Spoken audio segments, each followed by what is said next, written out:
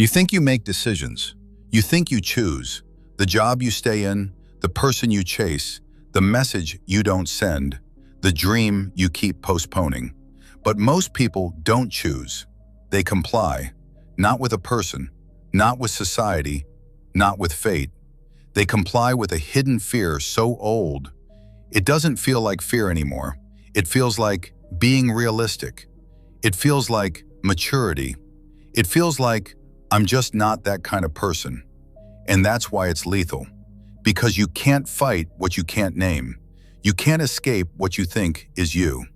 So today we're not doing motivation. We're not doing confidence tips. We're doing something darker. We're exposing the fear that quietly authors your life while you're busy believing you're the writer. If you feel resistance right now, good. That resistance is the fear recognizing itself. What this video is really about. Let's define the enemy. This isn't the obvious fear, like fear of spiders, heights, or public speaking. This is the hidden fear underneath most adult behavior. The fear of being exposed as not enough, not failing, not losing money, not even being rejected. Something deeper. The fear that if you try, your identity will collapse. That if you take action, you won't just lose, you'll be seen. And once you're seen, you can't hide behind potential anymore. That's why people stay stuck. Not because they don't want a better life, but because a better life demands a more dangerous thing, a more honest self. And the first place this fear takes control is where you least expect it, your logic. 1. The illusion of free will.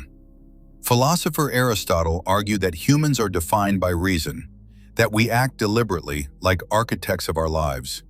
And that belief is comforting, because if you are rational, then your choices are yours. But here's the darker truth modern psychology keeps proving. You are not a rational creature who sometimes feels. You are an emotional creature who sometimes reasons. Your brain often decides first and explains later. Meaning, your logic is frequently just a lawyer defending a verdict you already delivered emotionally. Example, you don't apply for the opportunity. You tell yourself, it's not a good fit.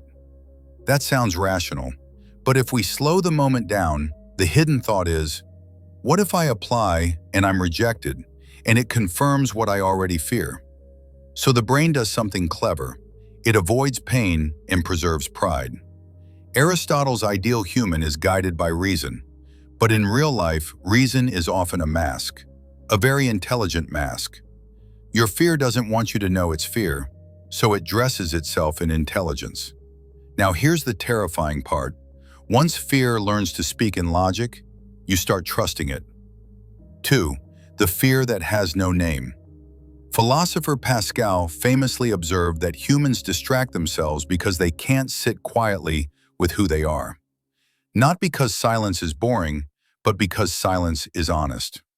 And your hidden fear thrives in exactly that space, the quiet moment right before action.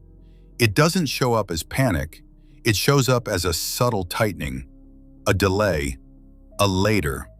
It speaks like this: I'm not ready yet. Let me learn a little more. I'll start when I feel confident.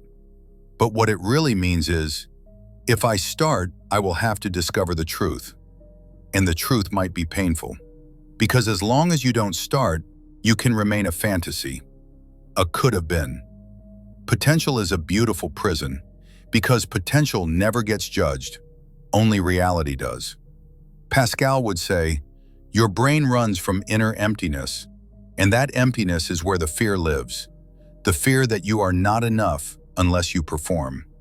And when you can't name the fear, it turns into something else, a lifestyle. 3. How fear hijacks decision-making. Thinker, Daniel Kahneman, loss aversion, the mind fears loss more than it wants gain. Kahneman's work reveals something brutal. Loss hurts about twice as much as gain feels good. Read that again. Your brain is built to protect you more than it's built to elevate you. So when you face a decision like, should I take the risk? Your brain isn't calculating growth. It's calculating threat. Threat 2, your image, your comfort, your social position, your identity. That's why you can be miserable in a job and still stay. Because misery is familiar, and familiarity feels like safety, even when it's slowly poisoning you. Fear makes staying feel intelligent, leaving feels reckless. So your brain turns the world into a courtroom. It collects evidence for why you shouldn't move. It ignores evidence for why you should. Kahneman would call this a cognitive bias environment, but in real life, it feels like a personality. I'm just careful. I'm not impulsive. I'm mature. No, you're afraid. But fear becomes even more powerful when it stops feeling like fear and starts feeling like identity. 4. Why you call fear personality. Philosopher Carl Jung warned, "What you refuse to face in yourself doesn't die. It becomes your shadow. And your shadow doesn't just follow you, it drives you." So fear evolves. At first it's obvious, I'm scared.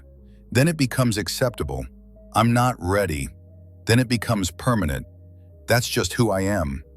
This is where it gets dark. You don't just fear failure. You fear being the kind of person who fails. You fear the identity stain. So you form an identity that never risks enough to be stained. Example, you label yourself quiet, but really you learned, when you speak, you can be judged. So silence becomes personality. You label yourself low-key, but really you learned, ambition attracts attention, and attention attracts criticism. Jung's idea of individuation, becoming whole, requires confronting the shadow, meaning you have to admit the truth. Some of your traits are not traits. They are fear adaptations. And once fear turns into identity, it gains a new weapon, society. 5. Social fear, the invisible prison. Philosopher Michel Foucault, The Gaze and Social Control. Foucault argued that modern power doesn't need chains. It uses observation. You behave like you're being watched, even when nobody is. That's why social fear is so strong. Not because people are always judging you, but because your brain imagines a courtroom everywhere. You edit yourself before you speak. You soften what you want. You lower your standards publicly, so if you don't achieve, it won't hurt as much. This is a psychological survival trick. If I pretend I don't care, I can't be humiliated. But it comes at a price, because the version of you that is safe for society is rarely the version of you that is alive. Foucault would say, the gaze shapes behavior, and your hidden fear worships that gaze. Now here's the darker layer. Some of your fear isn't social, it's existential. 6. Why smart people get stuck. Philosopher Soren Kierkegaard, anxiety as the dizziness of freedom. Meaning, when you see too many possibilities, you freeze. Smart people often suffer more because they can imagine how it could go wrong, how they could be judged, how they could lose status, how it could confirm their deepest insecurities. So the mind builds a cage of analysis, and the cage feels like intelligence. You call it research, preparing, planning, waiting for the right time.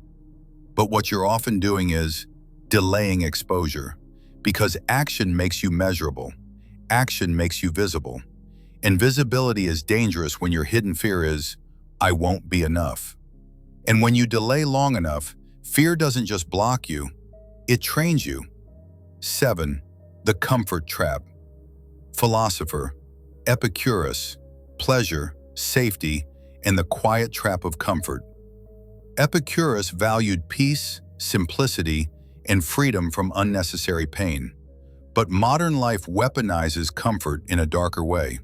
Because comfort today isn't peace, it's sedation. Your phone, your scrolling, your distractions, your constant noise. Comfort keeps you from facing the moment where you'd have to choose. And the hidden fear loves comfort because comfort keeps your life small but predictable. You don't need courage to repeat yesterday, But comfort becomes a trap when it prevents growth. The fear says, stay here, it's safe. But what it really means is, stay here, I won't have to change. Now watch what fear does next. It turns waiting into a religion. 8. Why fear loves waiting. Philosopher Friedrich Nietzsche, will, growth, and self-overcoming. Nietzsche believed life is meant to expand, to overcome itself, to become stronger through challenge. But fear hates expansion because expansion creates risk. So fear encourages a false virtue, endless preparation. You keep consuming content, you keep learning, you keep getting ready, and it feels productive. But Nietzsche would call this a disguised weakness, a will that can think but cannot act. Because action risks humiliation, action risks failure, action risks truth. So fear makes you a spectator in your own life, and every time you obey, the brain records a lesson. 9. The cost of obeying fear. Philosopher Albert Camus, The Tragedy of Living Without Living. Camus explored the absurd, the painful gap between our hunger for meaning and the world's silence. But the deepest tragedy isn't that life is absurd. The tragedy is choosing safety so long you forget what meaning feels like. Every time you avoid a scary decision, your brain gets relief, your nervous system calms down, you feel safe, and your brain learns avoidance works, so fear grows stronger, and your life becomes smaller, tighter, safer, until one day you wake up and realize you didn't build a life, you built a routine. Camus would say, you can live without meaning for a while, but eventually meaning collects its debt. And then comes the moment you can't avoid forever, the moment of truth. 10. The moment of truth. Philosopher Viktor Frankl, The Space Between Stimulus and Response. Frankl, who survived the worst of human cruelty, wrote, "Between what happens to you and how you respond, there is a space. That space is where your freedom lives. Fear tries to delete that space. It wants your reaction to be automatic. Feel discomfort, retreat. Feel doubt, delay. Feel risk, hide. The moment of truth is when you catch the pattern, not when you feel confident, not when the fear disappears. The moment of truth is smaller, darker, more honest, when you feel the fear and still choose. Because courage isn't a feeling, it's a decision made in the presence of fear. Frankl would say, even in the worst conditions, humans still have a final freedom, the freedom to choose their attitude and action. So if you're living in comfort but still trapped, understand how serious that is. Your prison isn't circumstances. Your prison is a pattern, and patterns can be broken, but only when you stop calling them you. What the hidden fear really is. So what is this hidden fear? At its core, it's not fear of failure. It's fear of being judged, being exposed, losing identity, realizing you're not special, discovering you wasted time, discovering you were the obstacle. In one sentence, the hidden fear is the fear of becoming real, because being real means you can be evaluated, and evaluation threatens the ego's fantasy, so the ego chooses safe illusions. The question that changes everything. Next time you're stuck, ask yourself, am I choosing wisdom or am I protecting fear? Because wisdom expands you, fear shrinks you. And if you keep obeying fear, you won't just miss opportunities. You will slowly become someone you don't respect. That's the darkest consequence, not failure, self-contempt. You don't need a new personality. You need a new relationship with fear. Because fear will always whisper. The question is whether you keep handing it the pen. Because if you do, your life won't be written by your desires. It will be written by your avoidance. And one day, you'll look back and realize you weren't unlucky, you were obedient.